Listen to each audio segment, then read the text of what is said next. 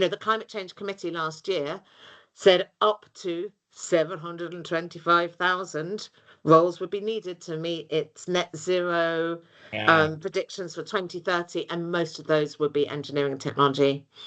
Energy and utility skills just put out estimates of, within their areas, 325,000 new roles by 2030. So there are huge workforce needs. And if we're not saying this is a great way to respond to our challenges, then people aren't going to just intuit the connection.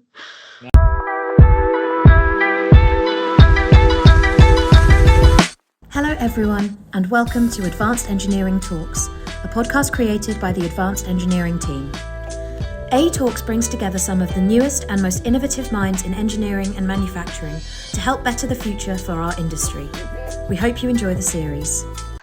Right, hello everybody, and welcome again to another edition of our Advanced Engineering Talks podcast, where innovation never sleeps. I'm delighted in this episode to be joined today by Dr. Hilary Leevers, who is CEO of EngineeringUK. Hilary's main mission, of course, involves enabling more young people from all backgrounds to get into engineering and technology as a serious, see it as a serious and rewarding career choice that it is. And of course, that in turn is what we need to help drive the vital skills needed for new technologies and innovations to push UK growth, for the UK to be competitive globally, and of course to win in those sustainability and net zero goals that we really need.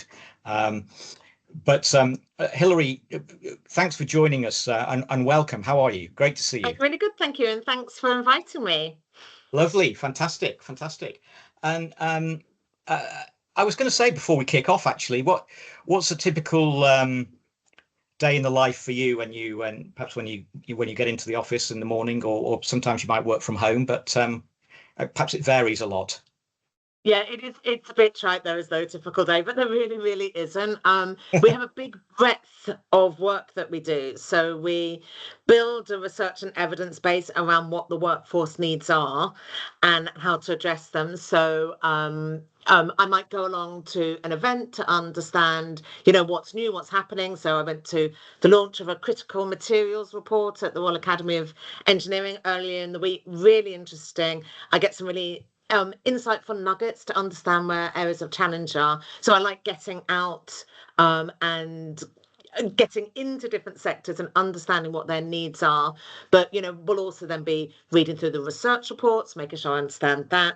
And then there's all the work that we do we work with over 300 other organisations who care about bringing more young people into engineering technology.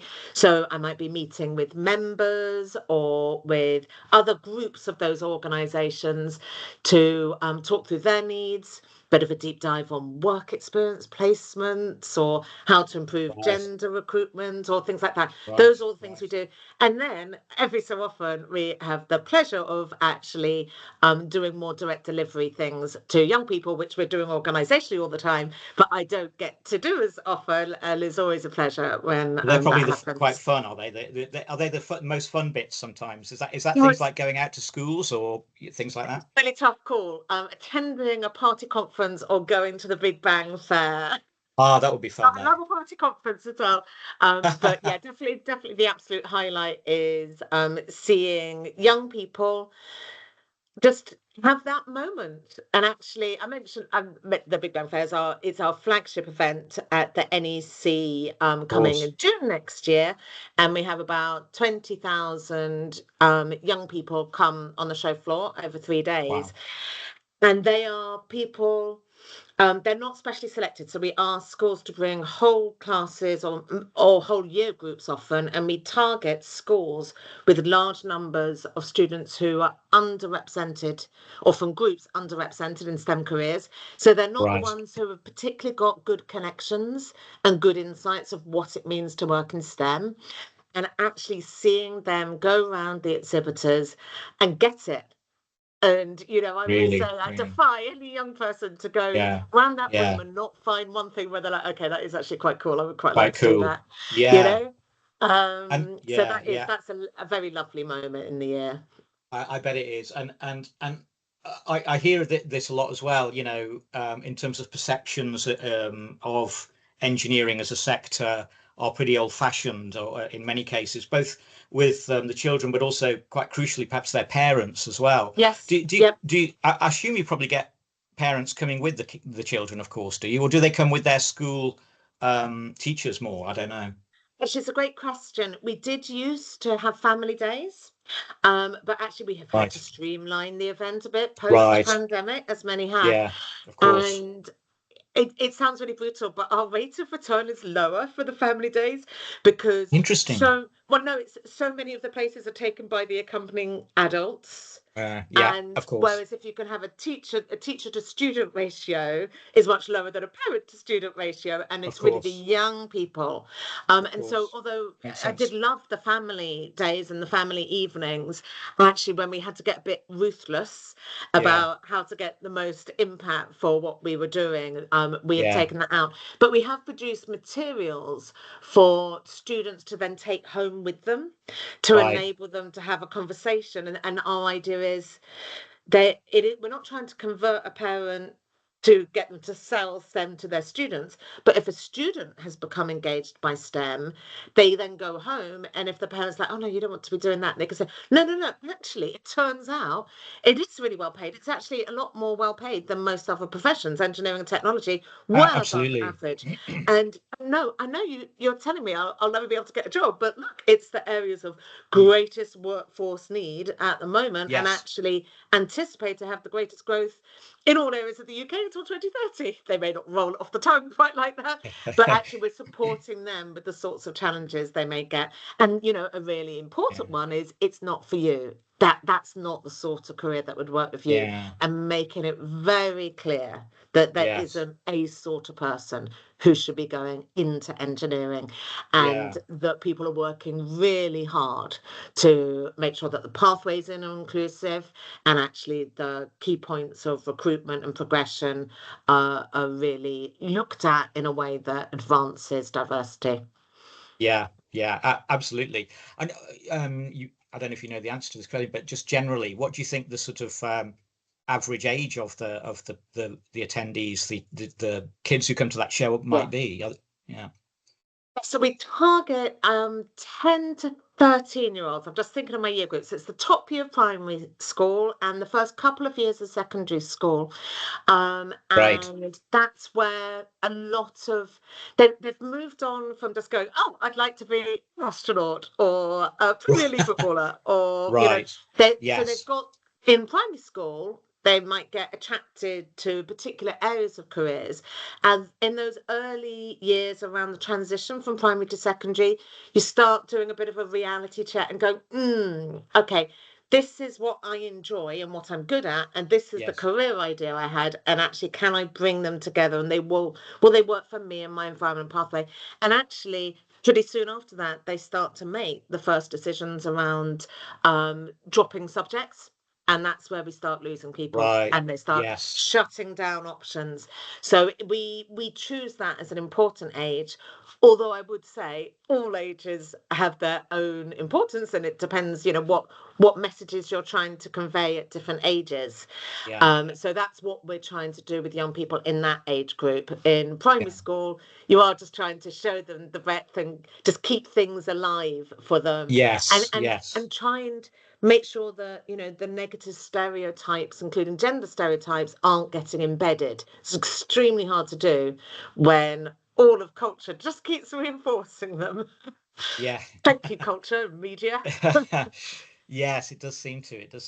I and you mentioned earlier that you have quite a lot to do with perhaps up to 300 organizations as well. Are they sort of companies that you go into and sort of talk to about, did you say, getting placements for groups of people, students and so on? There's a whole range of organizations that we work with and a whole load of ways that we work with them. So in the first instance, all of the 39 professional engineering institutions are members of EngineeringUK. And actually, the way in which we're constituted, we sit alongside the Engineering Council. So the Engineering Council is the regulator of the profession, and if you're a registered engineer or technician, then you are registered with the Engineering Council, and we're their sister organisation, and we're there for the future of the profession, and have this keen interest in ensuring that the sector has the workforce that is needed. And the registration fees are actually shared across us, which is what enables us to do a lot of core and kind of greater Right. good activity. We also fundraise for specific things. So the PEI are our Right. members, and then we also have about 35 corporate members. If anyone is interested in becoming a corporate member, please do get in touch. Yeah. And we work with them really closely on their STEM work with schools. They join us because they believe in what we're doing, and we also support them in their own endeavours. And actually, it's a lovely learning community. We bring them together a lot, and dive into areas where we really want to tease out what we can do and share learning. So in our last meeting, we were looking at all the different career frameworks across the UK and how you can use them to get into schools and give them appropriate content which meets their needs as well as our needs, which is obviously vital for a successful relationship.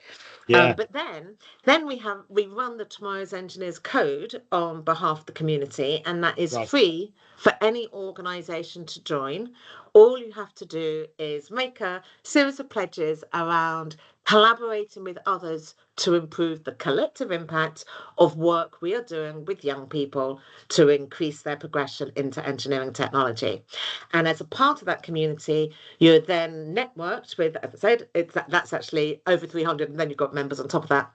But you're Right. part of this community who comes together for webinars.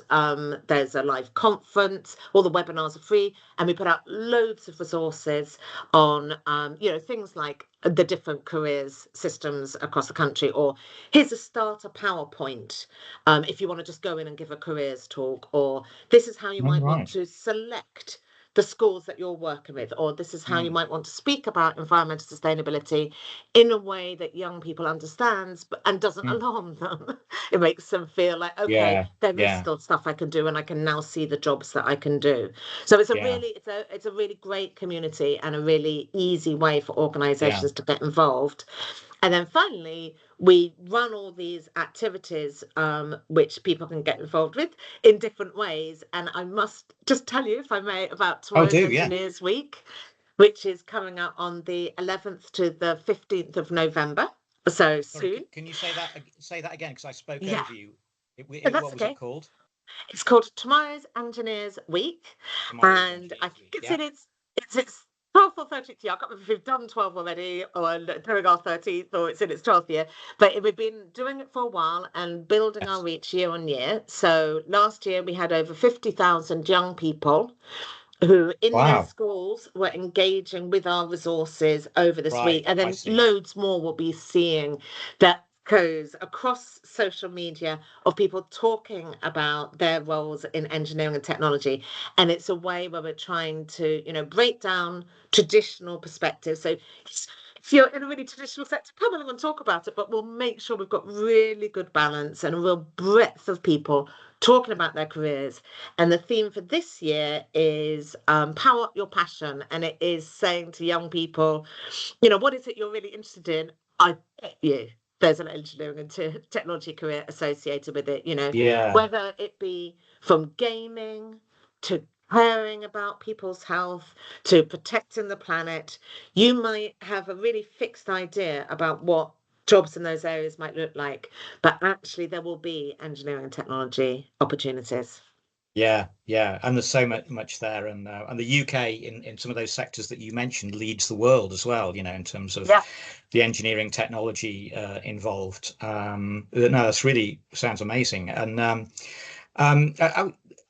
just going on to when you're working or liaising with government and on the sort of macro country picture. I had a look actually. I saw that you. I think it was last year where we're in one of those Westminster committees giving some evidence to. I think Kenneth Baker was there. He used to be the Likely education committee. secretary. So I saw him and thought, is that Kenneth Baker? I thought it would Possibly make do. sense because his Yeah. background. I do actually remember when he was education secretary. That's quite a while ago, but And I'm guessing now, obviously, of course, things have changed. There's a new government and so on. I mean, what are your feelings at the moment in terms of how, how that's being taken up and the sort of advice that you're giving? And do you feel that they're on your side in that regard, Yeah, so first of all, I just want to say Lord Baker is a massive advocate in this area.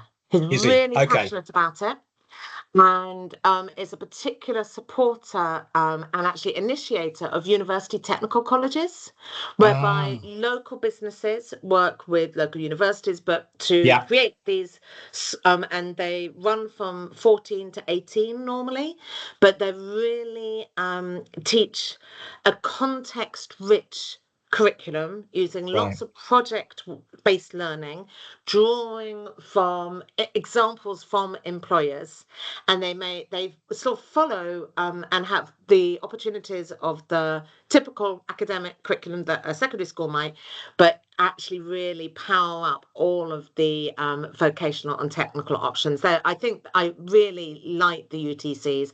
I think they're an amazing way for employers to make a really significant quantifiable contribution in their Yeah, local area to develop and invest in their future workforce. So actually, I'm a bit of a fan of Lord Baker, although we did have a very great. interesting conversation in that select committee. But then in So I'm terms guessing of he's wider carrying on. government, Yeah, sorry? sorry, go ahead. So I'm guessing he's sort of carrying on with that support in his roles as in the House of Lords. Is that right? Yes, absolutely. And Right, he founded something called the Baker Doing Trust that supports all of the UTCs. So he's still heavily, right. heavily engaged. Good. And actually, there's also many schools know of the Baker Clause, which is a requirement for schools to enable their local FE providers and UTCs to come in and tell their students, you know, if you think about it, you go into secondary school and there's just like a very single track, especially if it goes up to 18, and they Yeah, used to be a bit closed about saying, oh, you could go into the tech down the road. And actually, they now yeah, have a requirement to make sure that they properly promote vocational and technical pathways and apprenticeships and such like. yes, Um, great. Turning to the new government, I think Yeah, it's a very, very um, interesting and quite intense time having yes, this I'm change sure. of government. It Yeah, actually feels, I would say, more of an upheaval than the 2010 election, which went into the coalition government. They've opened up more things, I think, to look at, certainly in education, to have the formation of Skills England, which will yes, bring together FE and the Institute for Apprenticeships, along with workforce needs that used to be generated by the Unit for Future Skills and various task forces across government, and will be trying to develop a coherent response to workforce needs. And it's being, I don't quite know how to frame it. It has a relationship alongside the Migration Advisory Committee of the Home Office, which has right, been asked to review the workforce needs in long-standing areas where we've had to rely on overseas right. workers, and so it's kind of charged up the need to have a really solid response to workforce needs that will be delivered from DFE and Skills England. And the first area that they're looking at, or the first two areas, are IT and telecommunications and engineering. So our needs have been Great. recognised and are being taken seriously. Yeah, It's interesting because Skills England is still a bit hypothetical. It is just coming into formation, and they're working out how it is going to work, how it is going to work across the UK as well, how it's going to connect in to the devolved administrations, because our needs work across the UK, but our education systems are devolved, and that's always been quite a clunky yeah, that's true. system to navigate. And then they also need to make sure that they're properly responding to the big missions of government and the areas of growth identified in the industrial strategy. So they've set themselves this very kind of ambitious program to work out how to bring government departments together where they're feeding in and responding to workforce needs. And I think the ambition to be cohesive and have a long-term strategy in these areas, we absolutely welcome it. And it is a change, and a change that we do welcome. It's really hard to see how you do it, and we're there trying to support and come up with useful suggestions and enabling people to feed in their views as to how to prioritize and get that working. And I think it is quite interesting, the strength of the mission-driven aspects of the government. It feels quite powerful at the moment. So we contribute to all of those missions, particularly achieving clean energy by 2030, but also the aspirations around sustained growth. So there's the first two missions. Actually, engineering technology will underpin those, as well as contributing to the other ones. And actually, one of those is about evening up opportunities for everyone. And we'd say, well, there's a great opportunity there. If we can even up people's opportunities to enter our workforce, we know it's leads to great outcomes. So. Absolutely. Well, that sounds great. Yeah, and I was talking to a couple of people over the last months, actually, and one of the people that we have is Richard Noble, who comes to our event, and I'm sure you know who he is, of course, but he was telling me that when he was doing the Bloodhound project some years ago and going into schools, how amazed it kind of clicked with him about how projects like this can really inspire young people and get their engagement as well. And I guess there are certain sectors as well, like maybe the space sector is an area that excites young people a lot as well. Are there many things that are going around that you're aware of that do that that are sort of interesting, like land speed type records or space projects that you also that also go around to schools?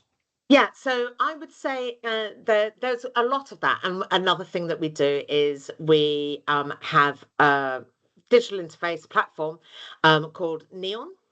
It's actually, if you Google, if you look for Engineering UK, you can find, or EUK Education actually is a great place to go and find tomorrow's Engineers Week and Neon, which is our website that helps teachers find the best STEM engagement activities to meet their needs. And when I say STEM, it must have an engineering and technology component. It can just be very pure biology or something like that. I mean, it is around us, promoting those careers. But we list well over 100 activities from a whole breadth of organisations, so not just our own, and help schools navigate and select the ones that are available to them for their age of students in their region.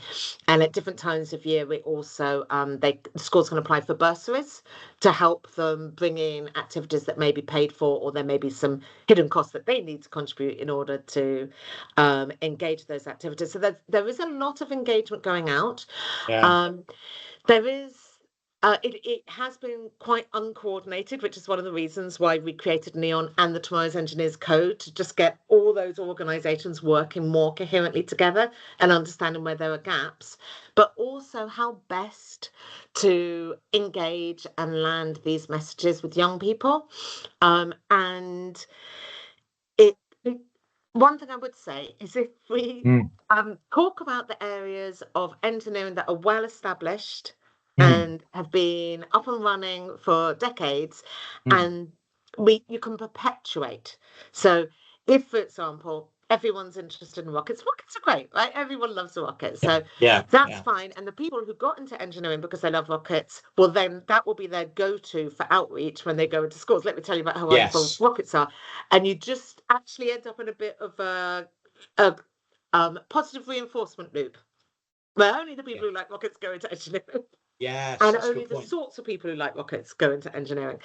And so that's where we really focus on trying to open it up the breadth, and actually slightly reframing engineering from a very large and exciting product to solving a problem and having great social purpose. Yes, and that's where we've got this great opportunity because that's what we're all about. But it isn't how traditionally we've framed things. We've been like, wow, look at this rocket, as opposed That's a to great actually point. with this rocket we can address climate change because we can put into orbit satellites that will give us much better information about, what is happening, where we can allocate, Yeah, resources, all sorts of information that is helping us mitigate climate change, for example.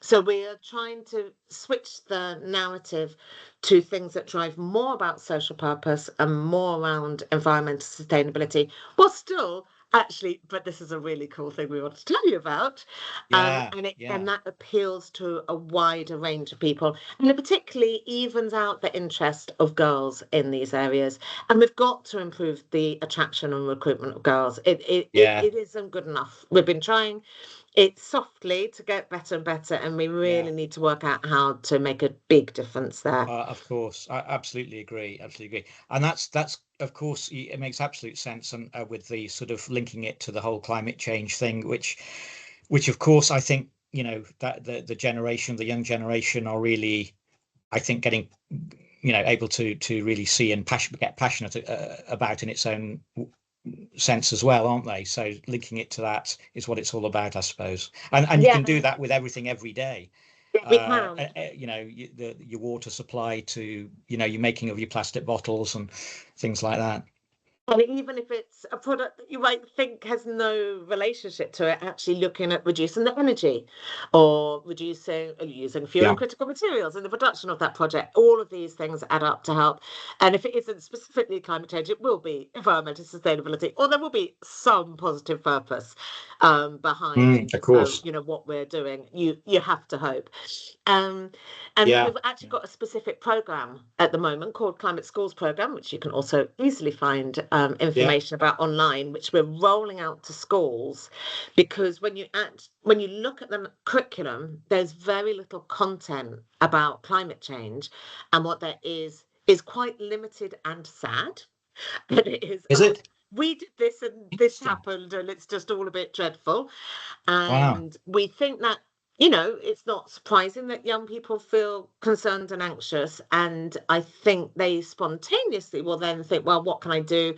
I can get engaged in political activism, or I can do, it feels obvious to try and do local conservation type work Yeah. in your Yeah. environment. And actually, a lot of them will go to recycling, interestingly, when this is what I'm doing for climate Right. change. You're like, well, it Yes. helps, but that's not, it's Not a all there slightly is. different focus Yeah. of environmental sustainability. It still helps. So what we're doing is we've developed all these lessons that go into the science, geography, and actually English curriculum. A bit of a outlier for us, but we thought we'd give it a go. And talks about not just climate change, but actually moving forward. This is how we adapt. This is how we mitigate. It's a much more positive framing. It isn't saying we've got to step up. We still need to step up and we still need to prioritize. And we're really hoping that this stuff will work. But there is a pathway through.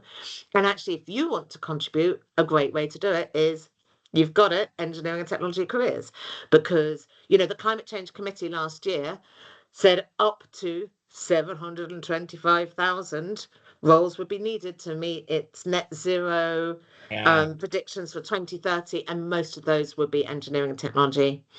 Energy Yeah. and utility skills just put out estimates of within their areas 325,000 new roles by 2030. So there are huge workforce needs.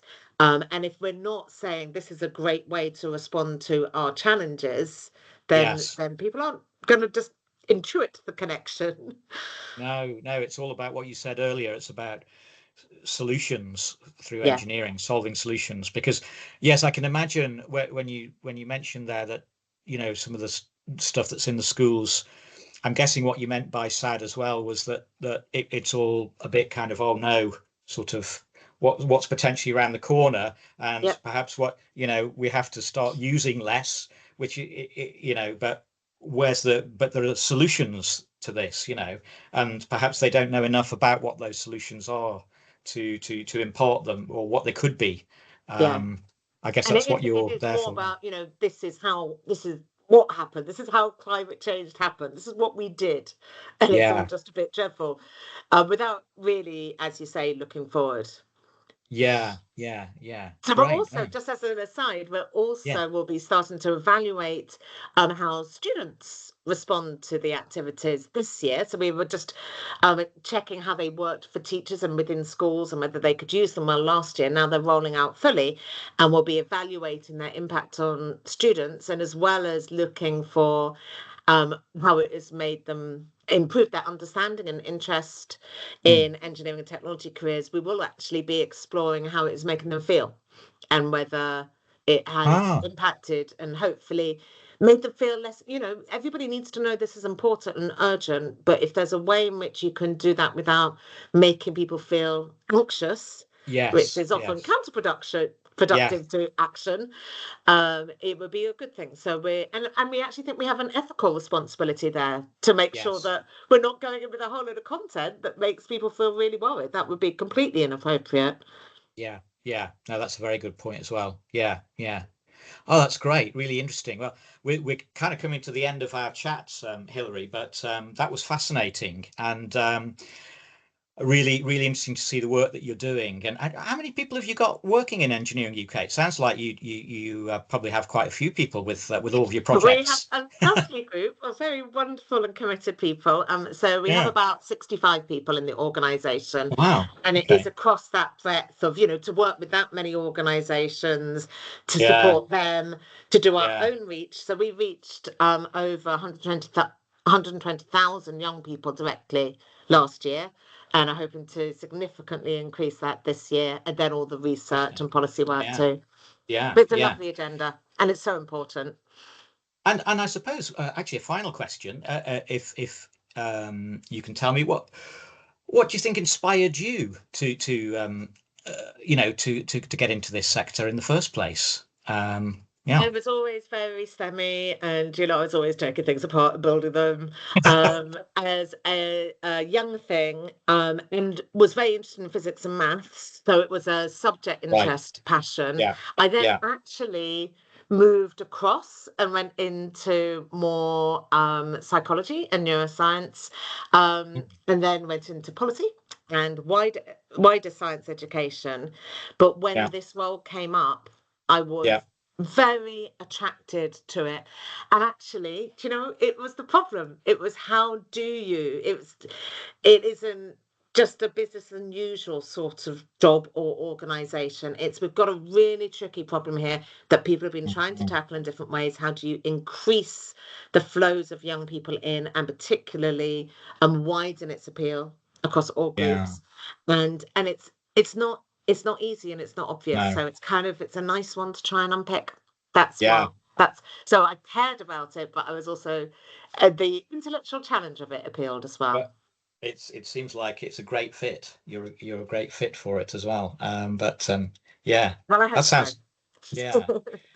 Oh well, we wish you continued luck on this, and Thank you. thanks again for your support with advanced engineering, and hopefully we'll sort of be doing things and projects over the coming editions. Yeah, We've I got our hope so. Mind the Skills Gap campaign as well, I think, Yeah, this no, year, I saw that that. you're That was involved in great. as well. Yeah, So absolutely. we're trying to do more and more exposure of the issues with the skills gap in general. Um, but yeah, Dr. Hilary Leevers, thank you, CEO of Engineering UK. Thanks so much for your time, and really great speaking with you. And thanks to all our viewers and listeners. To everyone to see more podcasts from us here at Advanced Engineering, register free to visit as well. You can do all of that on the website. The show itself, of course, is at the NEC on 30th and 31st of October, so not very far away. And feel free to register to attend with your free badge at advancedengineeringuk.com. Thanks again, everybody, and look forward to seeing you again soon. That's me over and out. Thank you. Great. Thank you, Jeremy. Bye.